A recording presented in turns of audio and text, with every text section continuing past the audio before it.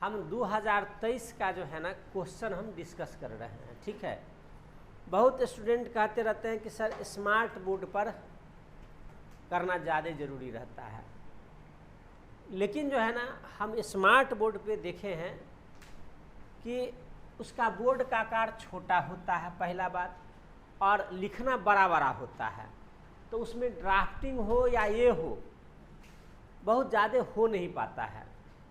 तो या तो चमक धमक में जाइए आप, या नहीं तो तथ्य को पढ़िए। तो चमक धमक में हमको तो जाना नहीं है, हमको तथ्य में जाना है। तो इस कारण से हम व्हाइट बोर्ड पे ही देखते हैं, क्योंकि यहाँ पर लिखना समझना ड्राफ्टिंग करना आसान हो जाता है। तो सबसे पहले हम इसका भाषा के इतिहास से जो है ना इसका हम शुरुआत करते हैं। ठीक है, तो एक नंबर क्वेश्चन देखते हैं। ये भाषा का इतिहास का हम डिस्कशन कर रहे हैं, भाषा का इतिहास। ठीक है, देखिए इसमें एक नंबर है टिप्पणी लिखो, इसका ए भारोपीय भाषा परिवारक महत्व है ना, भारोपीय भाषा परिवारक महत्व। ये 10 अंक में क्वेश्चन है और 150 शब्द में लिखना है। ठीक है,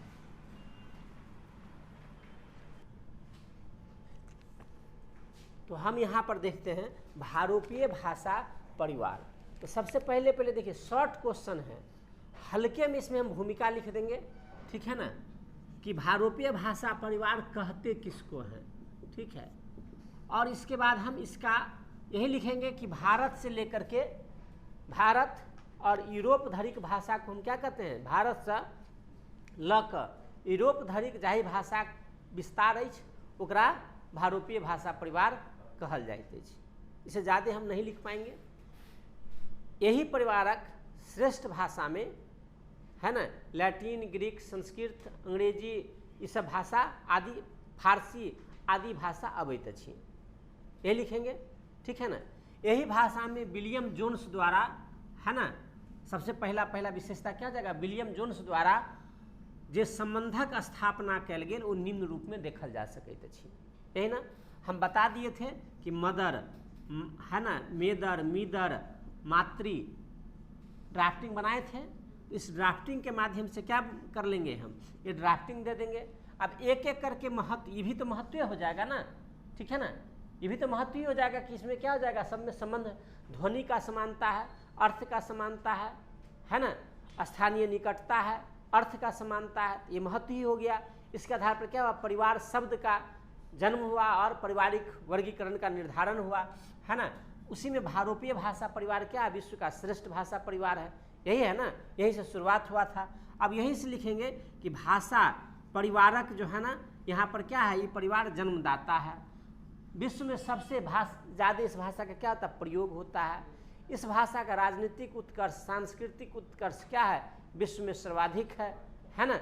ये भाषा विज्ञान का तुलनात्मक अध्ययन प्रस्तुत करता है, यही सब ना।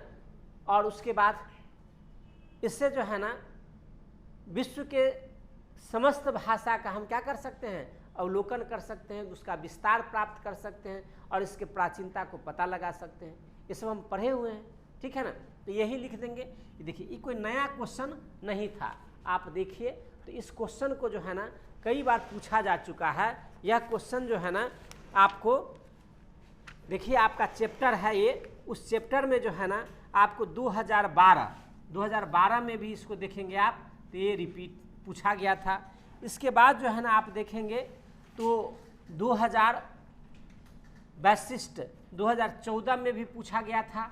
ठीक है ना, और इसके बाद अगर देखें तो 2022 में 21 में भी जो है ना इसको क्या किया था, पूछा गया था, और इस बार यह फिर पूछा है। ठीक है ना, तो इस प्रकार से क्या है, यह प्रीवियस ईयर का ही रिपीट क्वेश्चन है, कोई नया नहीं है।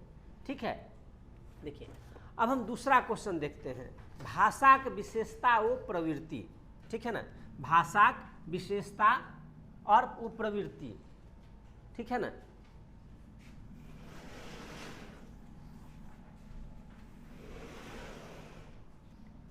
बी क्वेश्चन भाषाक विशेषता ओ प्रवृत्ति, ठीक है। देखिए भाषा के क्लास का आप दूसरा ही क्वेश्चन निकालिएगा, भाषा की अच्छी, भाषा का महत्व या ओकर विशेषता और भाषा का प्रवृत्ति आपको लिखाया गया है, ठीक है ना। वहाँ से आप डायरेक्ट लिख सकते हैं। यहाँ पर भाषा का सबसे पहले क्या लिखेंगे कि सार्थक जो भाष होता है उसी को हम क्या कहते हैं, सार्थक भाष जो है उसी को हम क्या कहते हैं, भाषा कहते हैं। अब लिखेंगे कि भाषा का विशेषता क्या होता है ना। विशेष पक्ष विशेषता होता है। हम और आपको जो जोड़ने का माध्यम है क्या है, भाषा। ये क्या होता है, स्वच्छ समाज का निर्माण करता है। भाषा के माध्यम से क्या होता है, व्यक्ति लोग एक अहिंसात्मक समाज का निर्माण कर पाता है, संस्कृति का धरोहर बनता है। ये सब क्या हो जाएगा, भाषा का विशेषता होगा। भाषा के आधार पर ही क्या हो सकता है, हम व्यक्ति के नेचर का क्या कर सकते हैं, अवलोकन कर सकते हैं। जैसे पंजाबी के भाषा में क्या है या भोजपुरी के भाषा में थोड़ा सा उग्रता है, तो वहाँ के लोग में भी क्या होता है, थोड़ा सा उग्रता का भाव होता है। मैथिली लैंग्वेज में क्या है, मधुरता है, तो वहाँ के व्यक्ति में भी क्या होता है, मधुरता का भाव होता है। तो इस प्रकार से क्या होता है, भाषा के महत्व से हम इतिहास का है ना, भाषा का यही सब विशेषता है कि भाषा के माध्यम से विश्व का जितना भी ज्ञान है, विज्ञान है, सब हम भाषा के माध्यम से अडॉप्ट करते हैं। भाषा नहीं है तो कुछ भी नहीं रहेगा। तो ये क्या हो जाएगा, भाषा की विशेषता। इतना तो ज़्यादा हम लिख नहीं पाएंगे। फिर प्रवृत्ति हो जाता है। प्रवृत्ति में क्या कहेंगे, भाषा का नेचर क्या होता है। तो भाषा क्या होता है, परिवर्तनशील होता है, क्षेत्र के अनुसार से प्रभावित होता है। भाषा आप कैसे सीखे, अपने बाप दादा से सीखे। तो भाषा क्या होता है, अनुकरणीय होता है। भाषा क्या होता है, वंशानुगत होता है। भाषा का प्रवृत्ति क्या होता है, एक भौगोलिक क्षेत्र को ग्रहण करता है। एक स्वर रहता है लेकिन उसमें विविधता होती है। जैसे मैथिली एक भाषा है, लेकिन भागलपुर का मैथिली अलग है, समस्तीपुर का मैथिली अलग है, किशनगंज का अलग है ना, देवघर का अलग है। सब तो मैथिली का ही क्षेत्र है। तो इस प्रकार से हम प्रवृत्ति को लिख देंगे। देखिए ये भी क्वेश्चन जो है ना प्रीवियस ईयर का रिपीट ही क्वेश्चन है, कोई नया क्वेश्चन नहीं है।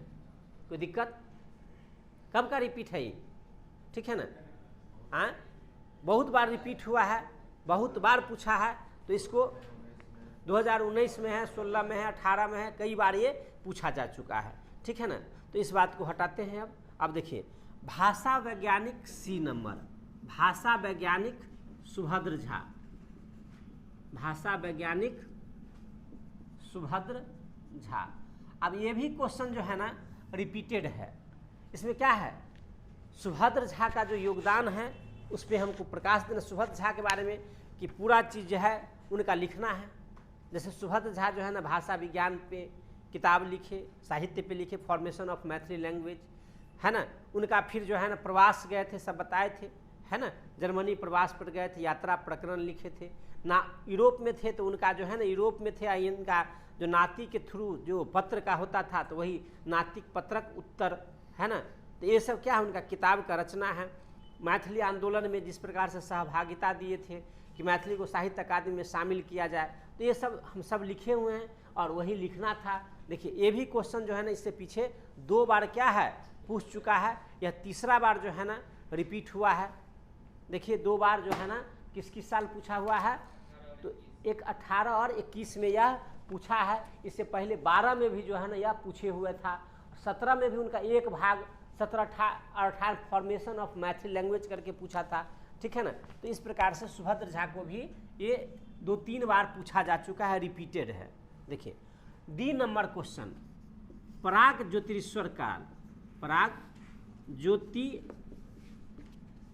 ज्योतिरीश्वर है ना कालक परिचय।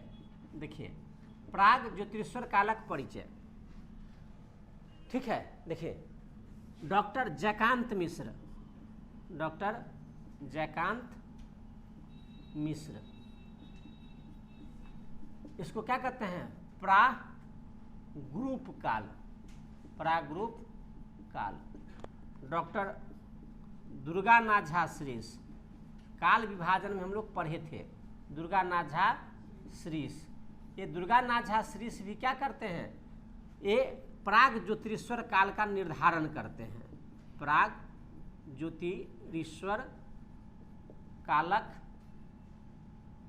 निर्धारण।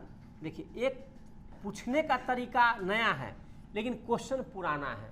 देखिए जहां भी प्राक होगा, प्राक का मतलब क्या होता है, पहले, और ज्योतिरीश्वर से पहले का साहित्य, है ना, ये हो जाएगा ना। तो ज्योतिरीश्वर से पहले, ज्योतिरीश्वर का हम बताए थे रचना अवधि क्या है, 1300 से लेकर के 1300 के आगे 2345 तक ये जिंदा रहे हैं। तो अब जब तक, है ना, तो 1300 ईस्वी से पूर्व का जो रचना है इसमें आएगा। पूर्व के रचना में हम लोग आप लोग को बताए थे कि मौखिक साहित्य आ जाता है। मौखिक साहित्य में क्या हो जाएगा, लोक साहित्य हो जाएगा, डाक घाघ हो जाएगा, है ना, लोक साहित्य, डाक घाघ, है ना, डाक घाघ का वचनावली आ जाएगा। फिर इसमें लिखित आ जाएगा जिसको शिष्ट भी हम कह सकते हैं। और लिखित में क्या हो जाएगा, प्राकृत, पैंगलम और दूसरा बौद्ध गान, वो दोहा, है ना। तब यही चीज जो है ना यहाँ पर आ जाएगा, ठीक है ना। इसके अलावे भी एक चीज आएगा, है ना, क्या आएगा, गैर मैथिली साहित्य में मैथिली शब्द, है ना। गैर मैथिली साहित्य में पढ़े थे ना कि अमर कोशक टीका में जो है ना 4400 शब्द है, काव्यानुशासन में 4000 शब्द है ना। भामतिक टीका में एक हरि शब्द मिलता है। ब्राह्मण के पंजी में जो है ना, पंजी प्रबंध में जो गांव के शब्द सब है वो सब क्या है, मैथिली शब्द के प्राचीनतम उदाहरण है ना। तो इसमें वो भी आ जाएगा, तीसरा गैर मैथिली साहित्य। लेकिन इसमें लिखना ज़्यादा नहीं है क्योंकि 10 नंबर का है, तो इसको अगर लॉन्ग रहता तो इसको लिखते, शॉर्ट में है तो इसको नहीं हम लिखेंगे, ठीक है ना, क्योंकि इतना हमारे पास स्पेस है नहीं। तो हमको मुख्य बल देना है इस पर और इस पर। और गैर मैथिली साहित्य में मैथिली शब्द 15 नंबर का भी कम से कम रहता है एटलीस्ट, तो लिखते, नहीं तो लिखने की जरूरत नहीं है। कोई दिक्कत? आगे देखिए, हटा दें इसको,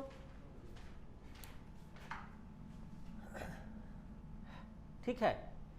तो ये भी क्वेश्चन क्या है, एग्जैक्ट तो नहीं है, मतलब सेम नहीं है प्राग ज्योतिरीश्वर, लेकिन जो है ना यह पूछा हुआ है।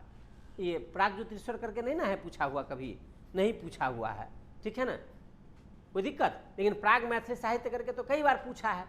तो प्राग अगर मैथिली रहता साहित्य तो उसमें क्या हो जाता, विद्यापति से पहले ज्योतिरीश्वर उसमें शामिल हो जाता। प्राग ज्योतिरीश्वर मतलब ज्योतिरीश्वर के पहले, प्राग जहां भी लग जाए तो उसमें क्या हो जाएगा, पहले, ठीक है ना। अब जैसे प्राग गोविंद दास आ जाए तब क्या हो जाएगा, गोविंद दास से पहले मतलब विद्यापति तक लिखना पड़ेगा, ये ना हो जाएगा। प्राग जहां भी जुड़ जाए तो उसका मतलब हो गया पहले, ठीक है ना। ये दुर्गानाथ झा श्रीश और जयकांत मिश्र, जयकांत मिश्र प्रागरूप काल कहते हैं। प्रागरूप काल में दो काल है ना, प्रागरूप काल में 800 से 1300 से पहले की स्थिति आ जाता है, तो उसी के बीच का ये हो गया, ठीक है ना। और दुर्गानाथ झा श्रीश तो नामकरण के है प्राग ज्योतिरीश्वर काल, ठीक है। आगे बढ़े। अब देखिए स्मार्ट बोर्ड पे इतना लिखा पाता, एक क्वेश्चन भी पूरा नहीं हो पाता।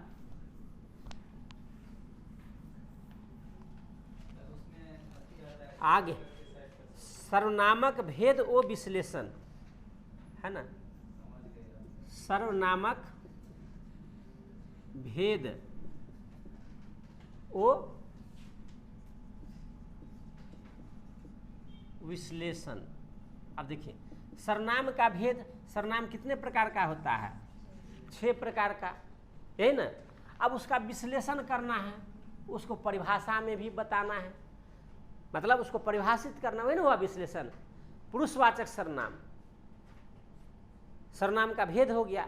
विश्लेषण क्या हुआ, पुरुषवाचक सर्वनाम 3 प्रकार का होता है, कहनिहार, उत्तम पुरुष। हम जाई छी तो हम क्या हो गया, उत्तम पुरुष। मध्यम पुरुष तो जाई छही, सुननिहार, मध्यम पुरुष तो जाई छे, है ना। या अहाँ जाई छी तो की क्या हो गया, अहाँ क्या हो गया, तो उसका पढ़े ही हुए हम, है ना। तो ये 1-2 बार क्या 7-8 बार पूछ चुका है सर्वनामक भेद और विश्लेषण, है ना। तो ये भी 7-8 बार पूछ चुका है, रिपीटेड क्वेश्चन ही है।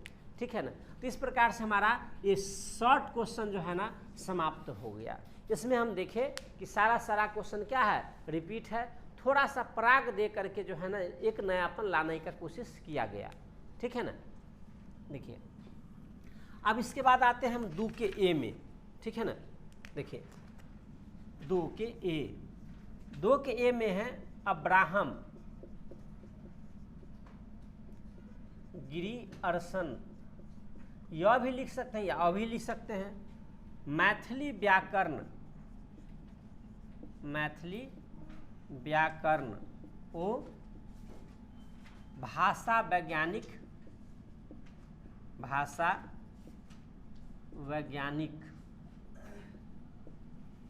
कृति से परिचय कराओ, है ना। देखिए गिरिअर्सन मैथिली व्याकरण और भाषा वैज्ञानिक, कोई दिक्कत। आपको बताए थे कि क्रिस्टोमैथी क्या था, मैथिली का पहला व्याकरण कब लिखा गया था, 1882 ईस्वी में, ठीक है ना। और उसके बाद जो है ना भाषा विज्ञान पे क्या लिखे थे, लिंग्विस्टिक सर्वे ऑफ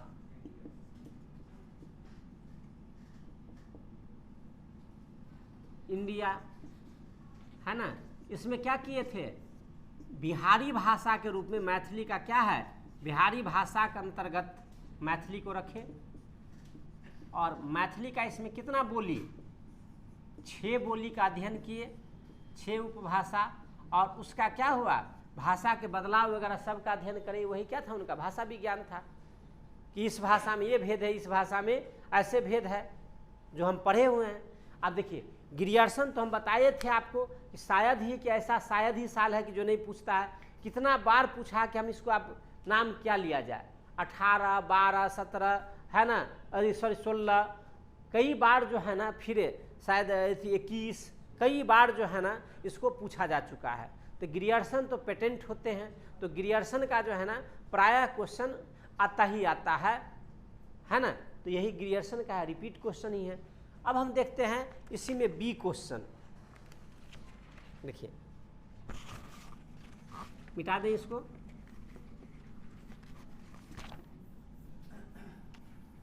देखिए आधुनिक भारतीय भाषा समूह में बी नंबर, आधुनिक भारतीय भाषा समूह में मैथिलिक स्थान निरूपित करो, मैथिलिक स्थान निरूपित करो। देखिए अब एक क्वेश्चन जो है ना देखने में लगता है कि भारोपीय भाषा परिवार मध्य मैथिली का स्थान निर्धारित करो, लेकिन उसी का ये पार्ट है, एग्जैक्ट वो क्वेश्चन नहीं है। देखिए भारोपीय भाषा में हम कहाँ से लेते थे, हम लेते थे भारोपीय भाषा से केंटुम सेंटुम फिर संस्कृत सब लेकर के चलते थे। यहाँ पर हम सीधे चर्चा कर देंगे कि आधुनिक भारतीय आर्य भाषा क्या है भूमिका में, कि आधुनिक भारतीय आर्य भाषा भारोपीय भाषा परिवारक सेंटम समूहक, है ना, सेंटम समूहक भारतीय आर्य भाषा तेसर चरण में विकसित भाषा छी। ये हो जाएगा ना, आधुनिक भारतीय आर्य भाषा भारोपीय भाषा परिवारक सेंटुम समूहक, है ना, भारतीय आर्य भाषा तेसर चरणक या तेसर चरण या आधुनिक या नवीन भारतीय आर्य भाषा छी। कोई दिक्कत, जकरा निम्न चित्र में देखल जा सकते अछि, कोई दिक्कत। अब इसका हम शुरुआत कहाँ से करेंगे, यहाँ से हम शुरुआत करेंगे इसका, है ना, यहाँ पर शुरुआत करेंगे, यहाँ पर आधुनिक भारतीय आर्य भाषा, आधुनिक भारतीय आर्य भाषा, है ना। और गिरिअर्सन का जो चार्ट था अंतरंग बहिरंग और मध्यवर्ती, है ना, ये इसको क्या करेंगे हम दर्शा देंगे, अंतरंग बहिरंग और मध्यवर्ती, कोई दिक्कत। अब उसके बाद क्या होगा, हम अब मैथिली का विशेषता क्या है जो भारतीय आर्य भाषा से सबसे अलग करता है। तो हम आपको कॉमन पॉइंट 5-7 लिखाए थे, है ना, जब हम मैथिली भाषा असमिया, बंगला, उड़िया से संबंध पढ़ रहे थे तो आपको बताए थे कि जो विशेषता केवल मैथिली में है। पहला, जैसे तिरहुता लिपि में संयुक्ताक्षरक लेल अलग सा वर्णमाला केवल तिरहुता लिपि में प्रयोग होता है ना, दूसरा में नहीं है। यही ना है जो उसको अलग स्थान दिलाता है। दूसरा, पूर्वांचलीय समूह का ये भाषा है ना, लेकिन पूर्वांचलीय समूह के किसी भी भाषा में लिंग भेद क्रिया में नहीं होता है, लेकिन मैथिली में क्या होता है, या तो विशेषण के माध्यम से या नहीं तो शतार्थक क्रियापद के माध्यम से हम लिंग भेद करा सकते हैं, है ना। जैसे बेटा पढ़ता, बेटी पढ़ती, गोरका बेटा, गोरकी बेटी, विशेषण के माध्यम से सब पढ़े हुए थे हम, है ना। मैथिली का जो क्रियापद है, मगही और मैथिली का क्रियापद भारत में आधुनिक भारतीय आर्य भाषा का जितना भी भाषा है उसमें सबसे क्या है, जटिल है। ये सब क्या है, मैथिली का एक अपना यूनिक स्थान है, यही ना हो जाएगा। उसके बाद इस विशेषता कारण मैथिली क्या है, एक प्राचीन काल से 8वीं शताब्दी से क्या है, साहित्य का अपना एक परंपरा कायम रखे हुआ है। मध्यकाल में इसका विस्तार क्या है, असम, बंगाल, उड़ीसा, सूरदास, मीरा, कबीर सब के रचना पर क्या है, दिखता है ना। तो मैथिली का क्या है, अपना इतना बड़ा फैलाव है ना। आधुनिक काल में क्या हुआ, चूंकि मध्यकाल में धार्मिक साहित्य के कारण इसका प्रभाव था, और यही धार्मिक रचना को आधुनिक काल में, है ना, सामाजिक परिवर्तन के कारण थोड़ा सा रूढ़िवादी समझा जाने लगा। इस कारण से आधुनिकता का शुरुआत मैथिली में क्या हुआ, देरी से आया। इसलिए देरी से ही सही, किंतु मैथिली भारतीय संविधानक अष्टम अनुसूची में और भारतीय साहित्य अकादमी में क्या है, भाषा के रूप में स्थान ग्रहण केने अछि। जाहि आधार पर नेपाल सरकार, मॉरिशस सरकार, झारखंड सरकार के द्वारा से हो अपन राजकीय सूची में शामिल, राज्य या राजकीय सूची में शामिल कैल गेल अछि। यही क्या है, स्थान है। ये हो जाएगा ना, बस लिखना वही है, लेकिन हम जो है ना उसको क्या करेंगे, भारोपीय से न लेकर के नवीन से डिस्क्राइब करेंगे, ठीक है ना। संस्कृत वाला पार्ट को हम एलोबरेट नहीं करेंगे, प्राकृत वाला पार्ट को हम एलोबरेट नहीं करेंगे, ठीक है ना। यहाँ चार्ट पड़ेगा ग्रियर्सन वाला, ठीक है। ये भी क्वेश्चन थोड़ा जो है ना, थोड़ा सा पूछने का अंदाज इसका नया है, ठीक है ना। इसको हम रिपीट नहीं कह सकते हैं, हाँ, लेकिन है पीछे से ही, ठीक है ना, लेकिन ये रिपीट नहीं है। मिटा दें इसको। देखिए 2 का सी, देखिए भाषा काल विभाजनक अनुसार मैथिली साहित्यक आधुनिक कालक विषय वस्तु से परिचय कराओ। भाषा काल विभाजन अनुसार,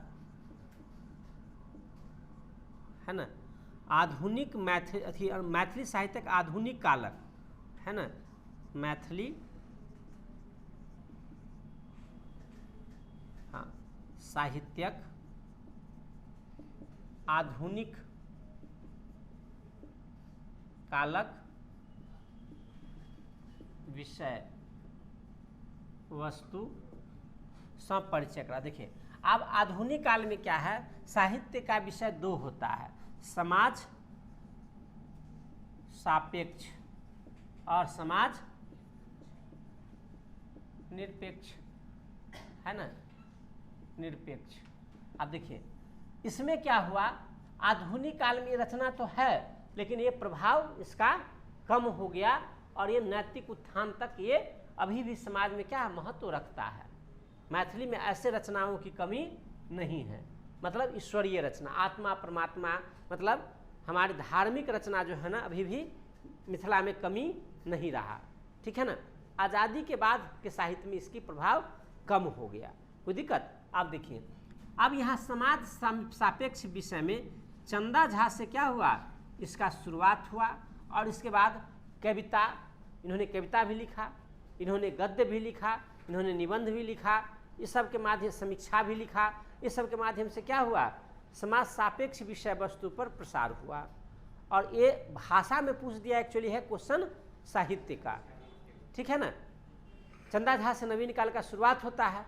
अब जो है ना यहाँ पर साहित्य का विषय को हम बांट के जो हम देखे हैं, है ना, साहित्य में देखे हैं कि 30 तक क्या था, सामान्य विषयों का चर्चा किया जाता था, मुख्य रूप से महिला की समस्या वगैरह को धारण करके उच्च जाति की महिला, उच्च जाति की वैवाहिक महिला की समस्याएं ज़्यादा होती थी इसमें। उसके बाद क्या हुआ, 1930 के बाद जो है ना प्रगतिवादी साहित्यकार का आगमन हुआ। कविता में प्रगतिवादी साहित्यकार पहले देखा गया।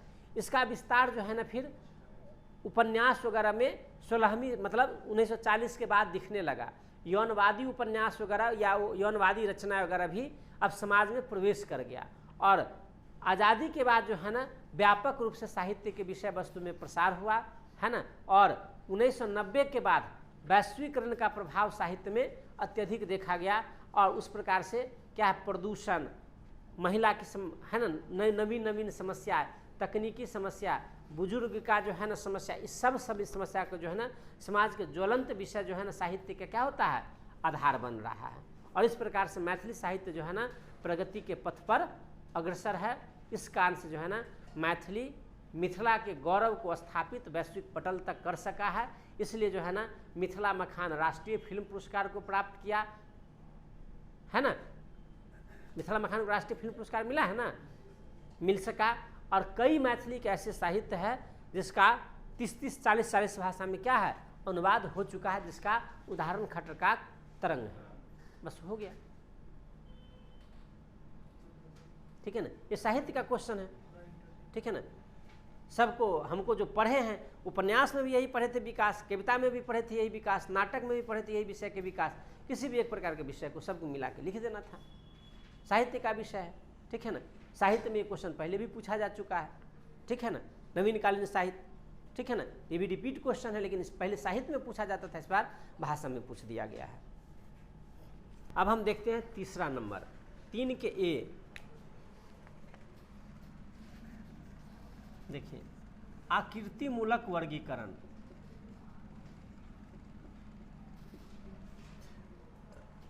है ना, करैत भाषाक आकृतिमूलक वर्गीकरण करैत ओकर उपयोगिता सिद्ध करो, है ना। अब देखिए, आकृतिमूलक वर्गीकरण और उसका उपयोगिता बताए थे ही, डायरेक्ट क्वेश्चन है। कई बार जो है ना यह क्वेश्चन जो है ना क्या है, रिपीट है। 2022 नहीं 20, 19, 17, 12 कई बार जो है ना ये क्या है, रिपीट है, ठीक है ना। इसमें सारा क्वेश्चन करके नहीं डाला हुआ है। जो आप क्वेश्चन बैंक देख रहे हैं ना, उसमें इम्पोर्टेंट बीच का हटा दिया गया है, सारा क्वेश्चन इसमें नहीं है, ठीक है ना। तो ये भी क्या है, कई बार 5-7 बार ये क्वेश्चन रिपीट हो चुका है हूबहू, ठीक है ना। तो ये हूबहू रिपीट है। आकृतिमूलक वर्गीकरण से तुम डायरेक्ट पढ़े हुए हैं, तो इस सब की कोई ऐसा तो है नहीं लोचा। दूसरा है, देखिए, उड़िया व असमिया संग मैथिलिक पारस्परिक संग। उड़िया ओ असमिया संग मैथिलिक पारस्परिक संग, ठीक है ना। देखिए, अब दोनों को मिला के लिखना है। हम कॉमन पॉइंट भी कई लिखाए हुए हैं, है ना। जैसे आप मैथिली में मैथिली, असमिया, उड़िया तीनों का जन्म एक जगह से हुआ है, तीनों का लिपि का भी जन्म एक जगह से हुआ है। लेकिन तिरहुता लिपि और असमिया लिपि जो है ना का जन्म तांत्रिक प्रभाव आजी से हुआ है, उड़िया का प्रभाव आजी से मुक्त है। पढ़े ना वहाँ पर लिपि के उद्भव में भी। उसके बाद सब पढ़े हैं, मैथिली में योजक शब्द क्या होता है, जे से, मतलब जोड़ने वाला। वहाँ पर क्या होता है, जी सी, है ना। सब जगह हम लिखे हुए हैं। अब ये पढ़े थे कि लिंग भेद, क्रियापद का जटिलता, है ना। मैथिली में कर्ता कारक चिन्ह का प्रयोग नहीं होता, उस दोनों में होता है। ये सब लिखेंगे। मैथिली में उत्तम पुरुष सर्वनाम एक वचन मय का प्रयोग मध्यकाल के बाद समाप्त हो गया, असमिया और उसमें अभी भी चलता है। तो ये सब क्या है, हम पढ़े हुए हैं, कोई नया चीज़ नहीं है। ठीक है, तो ये भी कई बार जो है ना रिपीट हो चुका है। ठीक है ना, सब साले एक होता है रिपीट, है ना। देखिए इसके बाद है 3 का सी, मैथिली भाषा के विकास में, मैथिली भाषा के विकास में प्राकृत वो अभट्टक योगदान, अभट्टक योगदान, है ना। तो देखिए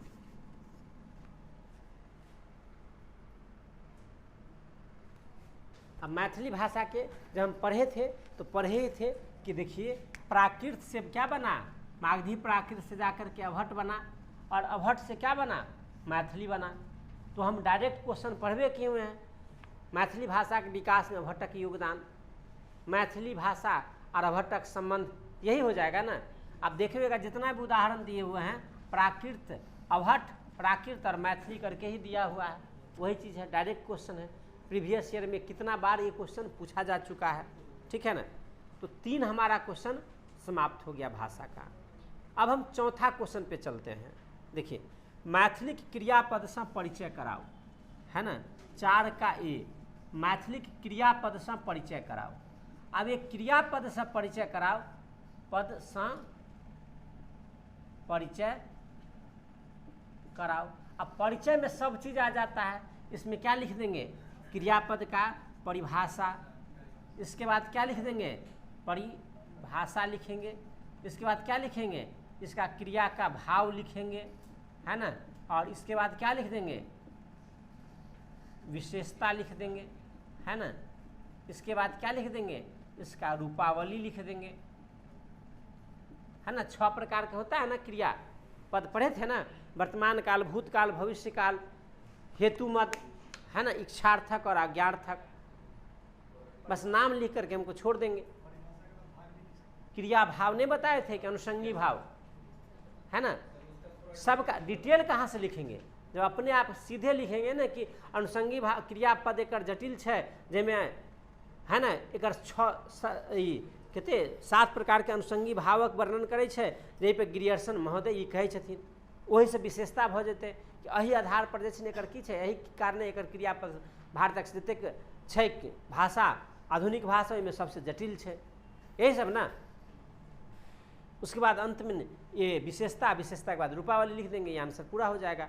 ये भी क्वेश्चन जो है ना रिपीट है कई बार, देखिए 1 साल रह करके तो रिपीट हो ही रहा है। ठीक है ना।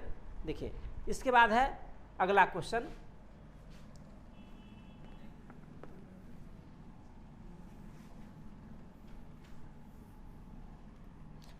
देखिए मैथिली अति भाषा वो बोली में अंतर स्पष्ट करें, है ना। बी नंबर है भाषा वो बोली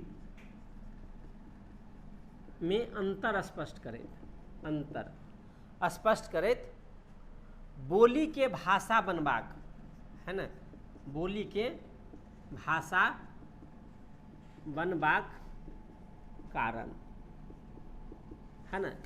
भाषा और बोली में अंतर और बोली से भाषा बनने का कारण, है ना। ये क्वेश्चन कई बार पूछ चुका है और रिपीट ही है और हम इसको पढ़ चुके हैं। ठीक है ना, कोई दिक्कत। अगला क्वेश्चन देखिए, तिरहुता लिपिक महत्व वो विभिन्न रूप वर्णन करूं, है ना। तिरहुता लिपिक महत्व वो विभिन्न रूपक वर्णन। ठीक है, देखिए अब तिरहुता लिपि का इसमें क्या है, महत्व लिखना है, हम पढ़ चुके हैं। अब विभिन्न रूप का मतलब क्या हुआ, इसका स्टेप लिखना है। ठीक है ना, हम लिखे हुए हैं तिरहुता लिपि में क्या है, प्राचीन तिरहुता, मध्यावर्ती तिरहुता और विकसित तिरहुता, तीनों तिरहुता का हम लिख देंगे तो ये हो जाएगा क्वेश्चन, है ना। ये भी क्वेश्चन क्या है, एक महत्व तो अलग पूछा जाता था, विभिन्न रूप अलग अलग पूछा जाता था, तो दोनों को जोड़ करके जो है ना इस बार पूछ दिया। तो इस प्रकार से ये क्या है, भाषा का क्वेश्चन जो है ना अगर डायरेक्ट में देखे तो 15, 10, 25 नंबर छोड़ करके सारा क्वेश्चन क्या है आपको रिपीट है। 200 का एक क्वेश्चन है और 200 के क्वेश्चन में 25 हटा दीजिए तो 175 नंबर का क्वेश्चन डायरेक्ट रिपीट है। ठीक है, तो हम भाषा का हम शुरुआत किए, अगला वीडियो में जो है ना हम साहित्य का इतिहास देखते हैं।